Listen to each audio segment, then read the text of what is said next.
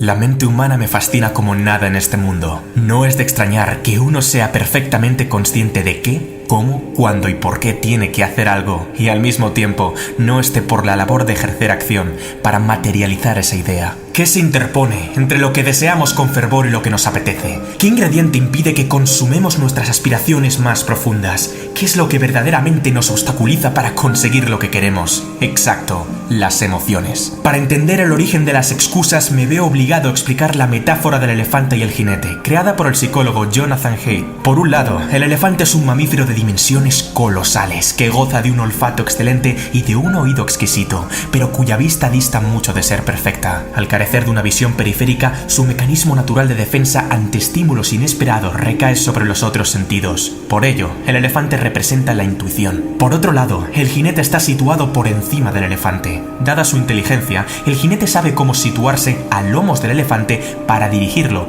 pues sujeta las riendas y piensa que lleva la voz cantante. Craso error. Por ello, el jinete representa la razón. Cuando el elefante y el jinete miran para el mismo lado, caminan en direcciones iguales y buscan objetivos comunes, no habrá conflicto alguno. El problema surge cuando las necesidades de ambos son diferentes, de tal modo que cada cual tira para su lado en pos de satisfacer sus propias necesidades. El elefante es grande, fuerte e impulsivo. El jinete, por su parte, es astuto, más pequeño y débil en comparación. Así pues, el control del buen hombre es poco menos que un aciago espejismo, pues no deja de ser precario e incierto en comparación al animal. Si el gigantesco elefante se rebela contra su dueño y quiere tomar otra dirección, es bastante probable que lo consiga. Es la lucha eterna de todos nosotros, la razón contra la emoción, pero aún no hemos llegado a la peor parte. ¿Quieres saber la triste verdad del asunto? Primero sentimos, después razonamos. Y cuando la emoción es tan poderosa que el individuo se ve sobrecargado por un mar de sentimientos aflictivos y sensaciones desgarradoras, recurre a la razón para excusar la decisión que las emociones ya han tomado desde hace un buen rato. De ahí procede la palabra excusa. Ahora ya entiendes lo que significa. Te sientes abatido cuando no estás por la labor de dejar tan pronto las sábanas. Por eso, la razón justifica que habrá días de sobra para estudiar, a pesar de que el examen sea dentro de 3 días y no hayas empezado. Te sientes desamparado cuando tu pareja no está junto a ti. Por eso, la razón justifica que merece una segunda oportunidad, a pesar de que no te trata como la persona digna y noble que en realidad eres. Te sientes sosegado cuando inhalas el humo del tabaco. Por eso, la razón justifica que no pasa nada por echar un par de caladas al salir de fiesta, a pesar de que nunca te conformarás con un solo cigarro. Te sientes contento cuando vas ciego de alcohol. Por eso, la razón justifica que beber con moderación no es malo para la salud, a pesar de que hayas sido el culpable de que no completaras ese ambicioso proyecto. Te sientes aterrorizado cuando piensas en emprender. Por eso, la razón justifica que es mejor seguir formándose 4 años más o esperar a que el ciclo económico sea más favorable, a pesar de que las oportunidades perfectas no existen. No te enfades conmigo, simplemente soy el mensajero.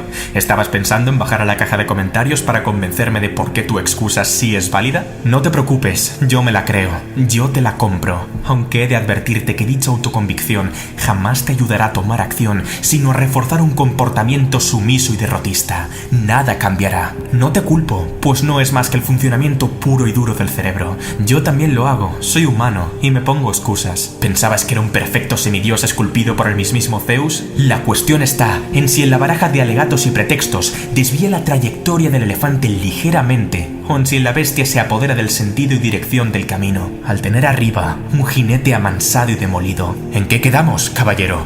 ¿Va usted a ir de paseo o de rodeo? Saber qué tienes que hacer no importa tanto como pensaste en un principio. Más bien, el juego va a tener las agallas de hacerlo. Lo último, abre las compuertas del cambio, la mejora y el aprendizaje mediante un autochantaje que emana del propio sentido de urgencia del Homo sapiens. Y al revés, aunque saber lo que uno tiene que hacer podría ser de gran ayuda en una mente ya de por sí resiliente y decidida, la ciencia y la probabilidad demuestran que las garantías de que el plan cobre vida de forma sostenida brillan por ser escasas. Todos sabemos que el alcohol mata, pero la mayoría nunca le falta su cervecita diaria. Todos sabemos que el dulce mata, pero la mayoría no detiene los atracones de azúcar. Todos sabemos que la velocidad mata, pero la mayoría supera el límite permitido en carretera al sobrepasar un radar. No es el hecho de que uno sea consciente o no de un peligro lo que le aleja de él. No es el hecho de que uno sea consciente o no de una meta lo que le acerca a ella. Es una condición necesaria, pero no suficiente.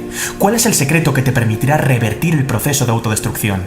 Lo sabrás a continuación. Existe una explicación psicológica detrás de este fenómeno. Venga, piensa un poquito. ¿Recuerdas lo que te he dicho al principio del vídeo? ¿Qué es lo que verdaderamente nos obstaculiza para conseguir lo que queremos? Exacto. Las emociones. Todavía no. Escucha el siguiente ejemplo. Imagina que vas caminando tranquilamente por la montaña y tu cuerpo empieza a sentir escalofríos al percatarse de que hay algo que parece ser una serpiente. Unos instantes después de sentir tal miedo e inseguridad, la cognición dice, es un palo, lo que ocasiona un cambio repentino y automático en la sensación. El jinete ha corregido el movimiento visceral y preconsciente del elefante, pues ha recurrido al pensamiento para alterar la sensación primigenia de sobresalto y dar una respuesta distinta a la inicial. Esto es, al pensar que es un palo, el razonamiento crea curiosidad y tranquilidad, dando lugar a que el miedo desaparezca por completo. ¿Cómo reacciona el ser humano ante un estímulo externo? El cerebro activa en los 200 primeros milisegundos tanto el cerebro reptiliano como el sistema límbico, mediante una serie de neurotransmisores que dan lugar a la composición global de nuestra forma de procesar. El cerebro de reptil sabe muy bien cómo activar el instinto de supervivencia, pero todavía no se ha enterado de que ya no vivimos rodeados de tiburones monstruo, leones cavernarios y tigres dientes de sable. El sistema límbico provoca la emoción que sentimos, pero está muy lejos de tomar las mejores decisiones en lo que a relaciones humanas contemporáneas respecta. ¿Y qué sucede entonces? Se han examinado dos tipos de cerebro cuya reacción es totalmente diferente. Sin embargo, ambas reacciones pueden tomar partida en una misma persona al tener que afrontar diferentes compromisos o simplemente al abordar múltiples desafíos que le permitan crecer y madurar como persona. Por un lado, el cerebro tipo 1 consigue activar a los 800 milisegundos una tercera área denominada neocórtex, responsable del pensamiento avanzado, la razón, el habla, la planificación, etc. La corteza prefrontal es capaz de iniciar la cognición para modificar el pensamiento acerca del estímulo externo. Si lo que estoy viendo fuera una serpiente, se movería y emitiría un sonido diferente. Pero cuidado, no es dicho razonamiento lo que fulmina la emoción anterior, sino lo que crea otra emoción distinta que se adapta mejor a la coyuntura. Antes estaba asustado y ahora estoy relajado o curioso. Por otro lado, el cerebro tipo 2 ha de aguantar un auténtico tsunami emocional, de tal manera que el sujeto es completamente incapaz de activar la cognición y resolver el problema, tal y como hizo el cerebro tipo 1. Este fenómeno es básicamente lo que explica el fracaso escolar, el exceso de velocidad o la obesidad mórbida. Por último, cuando los impulsos intuitivos deciden cómo actuar, el neocórtex interviene posteriormente para justificar por qué dicha decisión es la correcta. El sistema límbico ha ganado la partida. ¿Significa esto que dichas personas no tienen ninguna posibilidad para gestionar las emociones conflictivas? En absoluto. Pero encender un sistema cortical inactivo y sedentario requiere una buena estrategia. Deberán reunir un esfuerzo sublime para actuar y romper el patrón preestablecido, a pesar de que la intensidad emocional se incremente cada vez más. ¿Tienes miedo de saltar de un trampolín a 10 metros de altura? No pienses, salta. ¿Tienes estrés porque el temario del examen es demasiado largo? No pienses, estudia. ¿Tienes tristeza cuando tu quinto proyecto ha fracasado? No pienses, continúa. Poco a poco, el jinete tomará el mando y acaparará más poder. Por el contrario, si no se controla adecuadamente a un cerebro tipo 2, las consecuencias pueden ser fatales. Guiarse por las emociones es un paseo aleatorio. Tan pronto como se acierte en una decisión, se tomará otra cuya implicación es de proporciones hecatómbicas. Sigue tu corazón es, literalmente, la filosofía del drogadicto. Es aquí donde nacen las excusas. ¿Recuerdas? El elefante gana la partida al jinete, comienza a andar sin su consentimiento y, al verse incapaz de frenar al animal, elabora un pretexto que argumente por qué éste ha salido disparado en una dirección específica en contra de su verdadero interés. Sea como sea, cada vez que alguien toma una decisión, primero ha sentido en su cuerpo. Después, habrá algo que lo justifique o desmienta a nivel cognitivo. La inteligencia se puede entender desde la acepción de intelliger, esto es, seleccionar entre. Cuando yo soy inteligente, significa que, entre todo lo posible, escogeré lo más adecuado a la situación. La inteligencia emocional implica que el individuo elija la emoción más apropiada para el estímulo externo, entre todas las que se encuentren a su disposición. La emoción decide y la razón justifica. Dicho de otro modo, todas las decisiones son emotivas y después la razón explica la emoción que se experimenta en un principio o la transforma en otra que consigue desbancarla, pero es lo que uno siente lo que determinará el rumbo de la trayectoria. Si estás en cólera, el mundo se ve distinto a si estás en templanza. Si estás en miedo, el mundo se ve distinto a si estás en seguridad. Si estás en letargo, el mundo se ve distinto a si estás en júbilo. El pensamiento es un buen evaluador, pero no un buen gestor. La gestión tiene que producirse de emoción a emoción.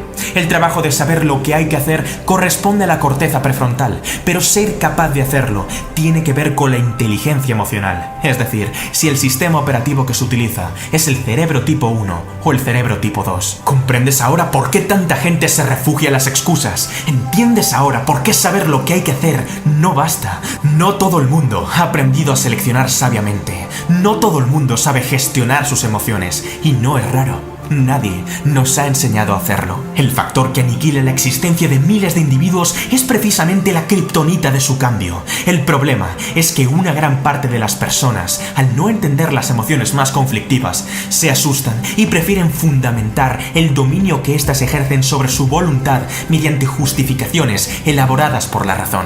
Es que no tengo tiempo para ir al gimnasio, dijo Juan mientras buscaba olvidarse de su tristeza, consumiendo porquería televisiva. Es que mi jefe tiene que subirme el sueldo, dijo Laura tras calmar su ansiedad, comprándose 3 pares de zapatos carísimos. Es que las editoriales no me publicarían el libro, dijo Esteban para justificar el miedo a lo que el lector pueda pensar de él. Es que, mira, te digo una cosa, quizás a ti te puedas engañar, pero a mí, bueno, qué narices, sí, podrías embaucarme, ¿y luego qué? Tu vida seguirá siendo exactamente la misma, menos es que, y más hay que, es lo que quiero escuchar. Lo más grave de la situación es que la gente piensa que el hecho de que las excusas sean aceptables les exime de tomar responsabilidad sobre su vida. El asunto no va de tener razón o no tenerla, va de moverse o no moverse, de actuar o no actuar, de cambiar o no cambiar, de hacer o no hacer, y punto en boca. Deja de ser un jinete fatídico y desconsolado y conviértete en un domador de categoría. ¿Vas a tolerar que las emociones jueguen contigo o vas a jugar tú con ellas? ¿Vas a dejar que tu cerebro te domine o vas a convertirlo en una máquina infalible? ¿Vas a permitir que un sentimiento temporal tome una decisión permanente? ¿Vas a consentir que las excusas se carguen tu vida o vas a construir una vida con las excusas correctas? Sí, aquellas cuya emoción no se basa en la emoción, sino en la noción. ¿Quieres excusas? Va. Es que no tengo la paciencia de soportar una existencia miserable ni un segundo más. Es que no tengo la intención de quedarme parado y esperar a que el cambio aparezca. Es que no tengo la voluntad de autoconsolarme para reforzar mi melancolía y letargo. Es que no tengo la convicción de recurrir al lamento para resolver mis problemas. Es que no tengo la osadía de autorizar de nuevo un comportamiento de perdedor. Es que no soporto las malditas excusas. Ahora te toca a ti.